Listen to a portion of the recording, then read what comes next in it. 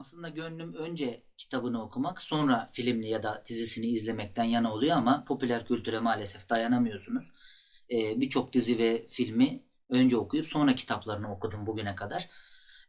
Ama bunda zaten öyle bir şansımız yokmuş. Önce kitabını okuyup sonra filmini izleyip ya da animasyon filmini izleyeyim diye düşünmek biraz mantıksız olacak. Çünkü zaten Beowulf'un animasyon filmi önce çıkmış. Ardından bu kitap ortaya çıkmış. O yüzden kitabını önce okumalıydım diye bir tribe girmemin bir anlamı yokmuş. Hangi kitaptan bahsediyorum? Beowulf'tan bahsediyorum.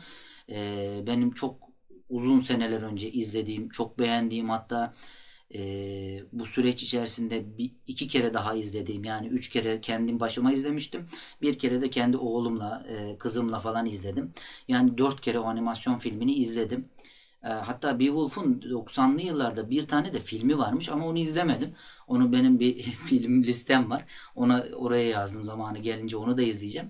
Benim bahsettiğim Neil Gaiman'ın da işin içerisinde olduğu, hatta Angelina Jolie'nin de kısa bir rolü olduğu o güzel animasyon filmiydi. Beowulf'tan bahsediyorum. Oradaki mesela Grendel hala seneler geçmesine rağmen hep aklımda mesela o figür, o Beowulf'un o sahneleri, dövüş sahneleri. Ama çocuklara pek de şey değil. İçerisinde çıplaklık da var, cinsellik de var, ağır küfürler de var, tabii ki kan da var. Kan da var. Dediğim gibi yani tam olarak çocuklara özel değil ama çocukların da izleyebileceği, onların ders çıkarabileceği bir animasyon filmiydi. Ve bu kitabın başında da zaten Caitlin Kiernan, şeyin yazarı, nasıl okunuyor bilmiyorum ama İtaki Yayınları'ndan çıkmış bu kitap. Orada da bahsediyor. Animasyon filmi çok güzeldi diyor ki zaten karşılaştırdığımda animasyon filminde görmediğimiz bazı ayrıntılar ya da filmde gördüğümüz ama çok derinine inmediğimiz karakterleri biraz daha fazla burada okuma şansı buluyoruz. Mesela şimdi ismini hatırlamıyorum ama Kralın bir danışmanı vardı. Animasyon filminde böyle gıcık bir tipti. Sonra da yaşlanmış bir halinde görmüştük mesela. Onun mesela daha böyle derinlemesine bu kitapta izledik. Mesela Hristiyanlığın Beowulf kral olduktan sonra Hristiyanlığın bu Danimarka'ya gelmesi, işte insanların hayatlarına bir şekilde sirayet etmesi, çok fazla etkilemesi falan animasyon filminde çok göremedik. Bunu belli başlı sahnelerden falan gördük.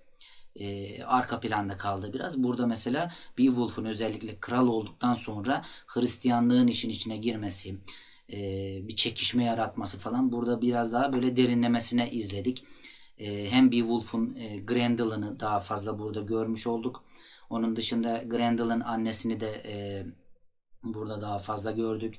Beowulf'un ve Beowulf'tan önceki kralın yaptığı günahlar orada biraz daha böyle üstü örtülüydü. Tabii ki anlıyorduk ama çok fazla derinlemesine girmiyordu. Bu kitapta bunlar biraz daha böyle derin derin işlenmişti. Şöyle söyleyebilirim. Gerçekten arasında kaldım. Yani tercih yaparsam Beowulf'un animasyonu mu yoksa kitabı mı? Bence %50 %50. Hani illaki birini öne çıkaracaksam animasyon %51, kitap %49 derim ama 52'ye 48 değil kesinlikle. Kitap da çok güzel olmuş. Hatta bu yazarı da ben listeme ekledim.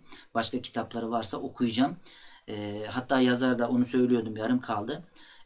Bununla ilgili, Beowulf'la ilgili bir şeyler düşünüyorsanız, araştırmayı düşünüyorsanız, ne animasyon ne de mesela benim kitabım yeterli değildir deyip kaynaklar da vermiş. Şu kaynaklardan okursanız mesela bununla ilgili çok daha iyi şeyler öğrenirsiniz mesela. O kaynakların içerisinde ben şeyi gördüm, şaşırdım. Gerçekten bilmiyordum. Tolkien mesela, Tolkien de yazmış. Tolkien'in de Beowulf kitabı, bu Beowulf'un ve Grendel'ın efsanesini anlattığı bir kitabı varmış. Türkiye'de var mı bilmiyorum. Ona da bir bakacağım internetten. Bulabilirsem böyle uygun fiyat, çünkü Tolkien'in falan böyle kitapları nadir kitaba falan düştüğünde asla alınmayacak fiyatlardan satılıyor. Ya çok saçma fiyatlar görüyorum. O yüzden alamam büyük ihtimalle. Yani sahaflarda falan denk gelirsem alırım. Çünkü merak ettim. Beowulf'un hem animasyonunu hem bunu beğendim. Hikayeyi beğendim. Bir de Tolkien bunu nasıl yazmış? Mesela Kullervo'nun hikayesi vardı. Orada da mesela bir Fin efsanesiydi o galiba. Finlandiya. Yani oraların topraklarının efsanesi. Yani bu da Norveç, Danimarka, işte Vikinglerin olduğu o bölgelerdeki efsanelerde ben Vikings dizisi hayranı olarak hoşuma gitti. O kitabı da bulursam okurum. Bu kitapta dediğim gibi animasyon çok güzeldi. Kitabı da çok güzel. Animasyonda görmediğiniz birçok detayı da derinlemesine burada okuyorsunuz. Özellikle o kitabı filmini beğendiyseniz bu kitabı kesinlikle almanızı öneririm.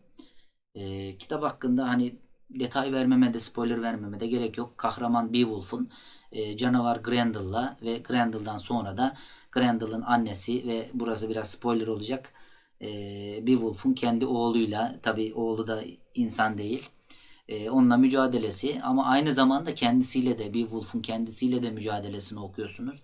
Gerçekten dediğim gibi birçok kendinizi de böyle bulabileceğiniz, kendinizden bir şeyler bulabileceğiniz ya da bazı dersler çıkarabileceğiniz animasyonda, kitapta çok güzel, alıp okumanızı tavsiye ederim. Beni buraya kadar izlediyseniz kanalıma abone olup videolarımı beğenip beni çok mutlu edersiniz böyle yaparsanız. Toplayamadım cümleyi. E, Kendinize iyi bakın. Kitap okumaktan asla vazgeçmeyin.